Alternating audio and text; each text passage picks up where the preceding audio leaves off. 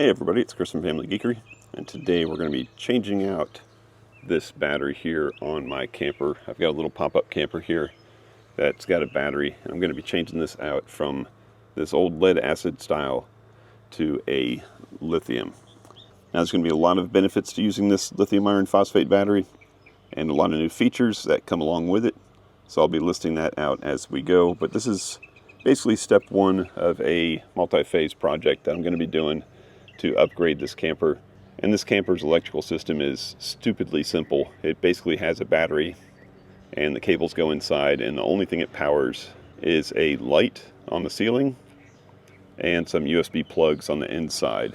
So not a lot of power required, but like I said, this is phase one of this upgrade. Down the road I may be adding in an inverter so I can do some more off-grid camping, and then maybe a solar controller. But for right now, we're just going to be changing out this battery. Now, speaking of the battery, the company Redodo reached out to me and asked if I'd like to feature one of their batteries in this upgrade process. And they offered me up this 12-volt, 165 amp hour lithium iron phosphate battery. And I looked over the specs, I looked over the features, and I knew this was going to be perfect for this upgrade. So before saying yes, the first thing I asked them was, how do you guys pronounce this name? I've seen it a lot. I know you guys have been in business for a long time, but whenever I don't know exactly how to pronounce a name, I ask them.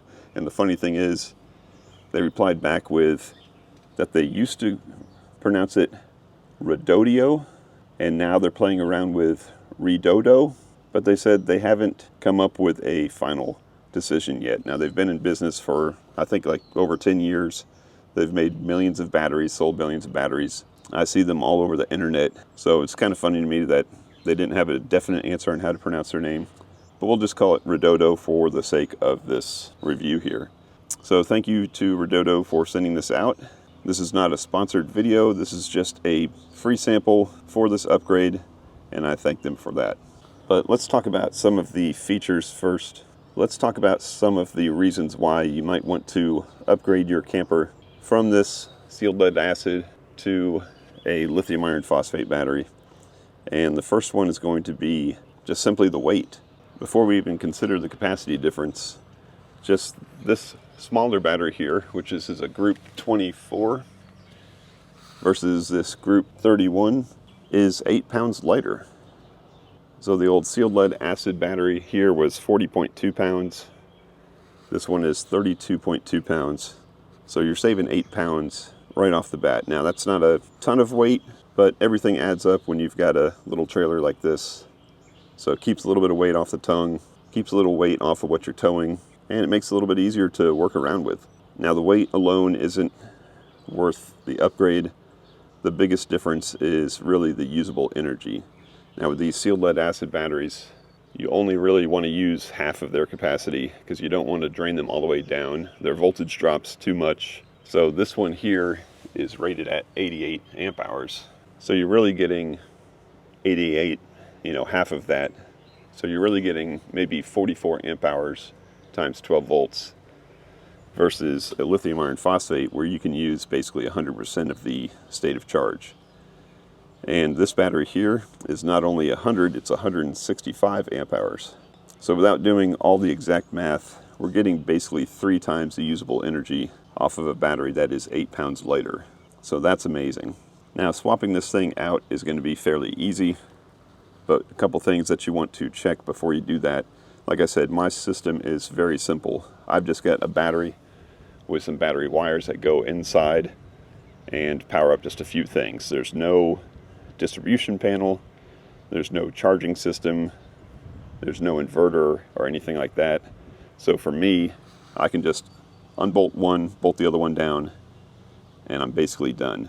If you've got any of that other stuff that I was talking about, a distribution center or an inverter, then you want to make sure that whatever stuff that you have in your camper is compatible with a lithium iron phosphate. Now, I've seen some of the distribution centers and charging centers that just auto-detect the difference between batteries, and I've seen some that have little dip switches or settings in the menu where you select what type of battery, whether you have a SLA or a lithium iron phosphate. So make sure you check with what you have first before you just make this change out. For me, like I said, very simple. We're gonna lift this one out, drop this one in, and hook up some cables. So let me go ahead and do that, and once I get it in there, then we're gonna go through some of the features that I'm really interested to check out in this thing. All right, now before I throw this up into the battery box where there's gonna be too much glare and sun to see this label, I wanted to show you this label because it's got all the important numbers to look at. Now this came with a quick start guide, which was great, and it came with a full manual, which was really about as in-depth a manual that I've ever seen come with the battery. It had just a ton of information on how to hook this up to various different types of systems, how to hook it up and optimize it for solar, how to hook it up with other batteries. You can go as far as 4 in parallel and 4 in series. So you can put 16 of these together to make a big, basically whole house system if you needed to. But let's just look at the simple stats here. Of course, we've got 12.8 volts, 165 amp hours. You multiply those together and you get 2,112 watt hours. So that's your usable energy. Easy for me to remember because I'm a Rush fan, but basically over 2,000 watt hours. And when you combine that with the maximum continuous output charge, either the charge current or the discharge current of 165 amps, you get that same 2112 watts as your maximum continuous output power. Now that's perfect if you want to use like a 2,000 watt inverter. That's going to be matched up just perfectly. And that's kind of the starting point that you'd want on an inverter. If you were to use a smaller battery like this, or even a 100 amp hour one, you'd be looking at a 1200 watt inverter, and you can't plug in everything that you want to in 1200 watts. Some cooking appliances and stuff like that are going to draw 1500 watts or so. So having this 2000 watts or over 2000 watts of available output power, that's going to be ideal. Basically anything that you can plug into your house, you can plug into your camper now with a 2000 watt inverter. So let's go ahead and get this up into the battery box and we'll start playing around with it. All right, so now I've got it placed up in the box here, and this box is a little bit wider, so it's got plenty of room for this Group 31. But I'm pretty sure this would fit in most boxes. But I've got the terminal screwed in here. I don't have my cabling hooked up to it yet because I want to do some tests and show you some of the other features. This is, if you may have noticed, a Bluetooth capable battery. So it's got a Bluetooth BMS in there, and we're going to be able to do some things and check some things, which is one of the features I definitely wanted to have because I want to be able to just check this thing out with my phone and see what the state of charge is, because I may be going out and just, use what I need to use and check on it every now and then. I always carry a charger with me, but usually on just a weekend trip, I don't have to charge it up at all. But at least now I'll know exactly what the state of charge is, so I can charge it up or even top it off before I leave the campground and have it ready for next time. So let me bring up that app and show you exactly what that looks like. And here it is. This is the Redodo app, and it's got 2 ways to find this battery. 1, you can either search for Bluetooth, or 2, you can just scan the QR code, which is just right on the top here, which is basically a QR code for probably the Bluetooth ID. And it found it right away. Came out of the box with a 49% state of charge. It shows what the current power, current voltage and capacity is. And of course we've got nothing going on right now, no charging or discharging. So everything is just showing 0. Now we do have 13.2 volts, and I can check that at the terminals with my handy voltmeter here. And yeah, we're showing 13.13 volts, so pretty darn close. And this is, like I said, right out of the box. I haven't charged it all the way up and discharged it. Sometimes the BMS on board gets a little bit smarter the more you do that. But yeah, it's nifty to have the state of charge right in your pocket. You don't have to have, a shunt or something installed, and you don't have to guess anymore. So that's handy. The other nice thing is, I believe we're going to be able to, disconnect the power to these terminals right from the app, which would be nice because usually when I get home from a camping trip, I have to come out here and take the cables off because I don't have a cutoff switch or anything. So I'm going to see if that's something that maybe I can do just from the app from now on. But before I do that, I'm going to go grab my charger, get the charger hooked up on here, and we'll check out that app again and see what it shows while it's charging. All right, so I've got my little 20 amp smart charger here. You tell it what type of battery it is, how many amps you want, and just hit go. And it's plugged right in here to the battery. And looking at the app now, you can see it states that it's charging. It's got a long time left for charging because it's only doing 2.4 amps right now. So only putting 31 watts in. And that's because, of course, this is a real charger, not just a 14 volt power supply. So this is going to go through some kind of a testing phase first, and then it's going to go through a constant current, and it's going to go through, I think, like 7 different stages of charging. So until we get up to that constant current charge, which should be, closer to 20 amps, it's going to be pretty low here. So let me let this go ahead and start up charging, and I'll be back once that starts going at a higher rate.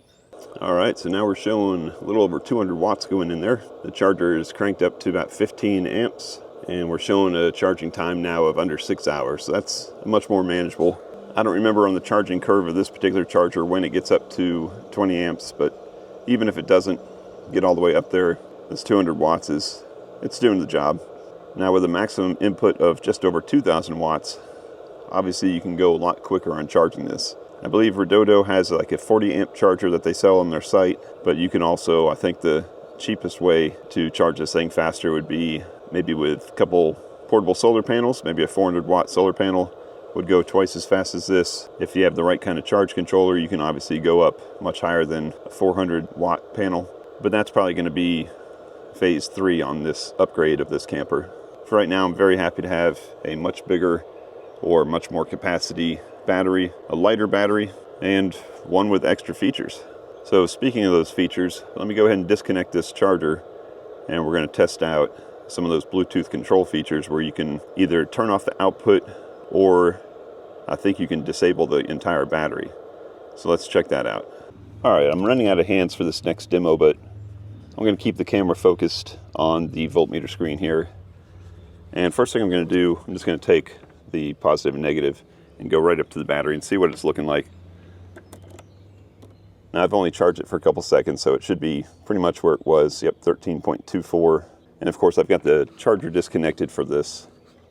Anytime you're going to go and change the output state of these terminals, you don't want anything hooked up like a charger or any kind of active load. So let's look in the app here, and down at the bottom of the battery info is device controls, and here this first one on the top, if you can read that, says discharge function on or off. So before turning off the discharge function, remove connected devices to avoid interfering with their use. Now let's just say that I had this thing wired up to my camper. The only connected devices, like I said, in mine would be a light, which is hopefully turned off, and those USB ports, which are hopefully not powering anything. So even if I had the cables hooked up, it would be safe for me to hit this off button. So let me see what happens when I slide this off here. All right, so the indicator went to off.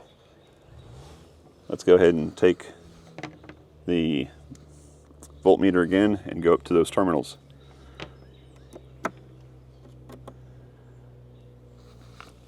All right, now I'm seeing 7.42 volts. I'm not sure if that's what it's supposed to be. It's definitely not the 13 volts it was, and it would definitely be enough to disconnect anything that was in there looking for 12 volts. But like I said, I'm not sure if that will die off. I'm still seeing 7.42 volts. Let me go ahead and cycle that back on again and check the output. And there's that 13.2 again. So I'm not sure if that's what it's intended to do. I would have expected it to just ground out to 0, but then again, I've got no load on it, so there's nothing really drawing that voltage down. Let's see what this other one is here. It says I can turn off the battery before turning off the device, make sure it's disconnected from any charging device. And I think on this, according to what I'm reading here, to turn it back on, I'm going to have to charge the device again. So I think once I do this, the Bluetooth function won't work anymore, and maybe that's what that 7 volts is there for. Maybe the 7 volts is just enough to keep the Bluetooth running inside and not power anything that's hooked up to the terminals, but this should kill the whole thing. Let's see what happens here.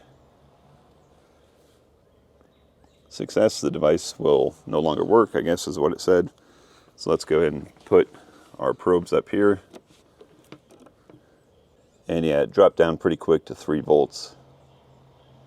That may just be some residual voltage there. And my phone has said that Bluetooth is not connected, and I'm pretty sure I won't be able to connect it again until I turn on the battery by hooking up a charger. So let me hook up that charger and see if I can connect to it again. All right, so we are connected again. And to get this to work, because the battery was basically turned off, which means there's nothing at the battery terminals, the charger, which is a smart charger, didn't see any voltage, so thought that the battery was dead and didn't want to charge it. Now, luckily, I've got this repair mode on this particular charger, which is exactly what I had to do. So once I put it in repair mode, it just started throwing 14, 15 volts, something like that, right at it, which woke the thing up. The Bluetooth hooked right back up again, and then I could go into normal charge mode. So we're charging again slow again because we just started that charging curve. But I'm going to go ahead and let this charge all the way up so it'll be ready for my next adventure. So I believe phase 1 of this battery upgrade, or this electrical system upgrade, if you will, for my camper is complete. We got a new 165 amp hour battery, thanks to Redodo. Again, thank you for sending that to me. I'll leave some links down below on where you can find out information on this new battery. This is a perfect size for this size camper.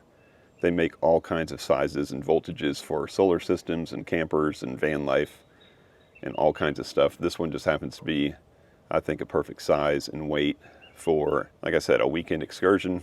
So stay tuned to the channel for phase 2 of the upgrade. And for right now, the wiring that came pre-wired up to the camper right here, this size wire is going to be fine for, like I said, the very limited amount of stuff I have inside there.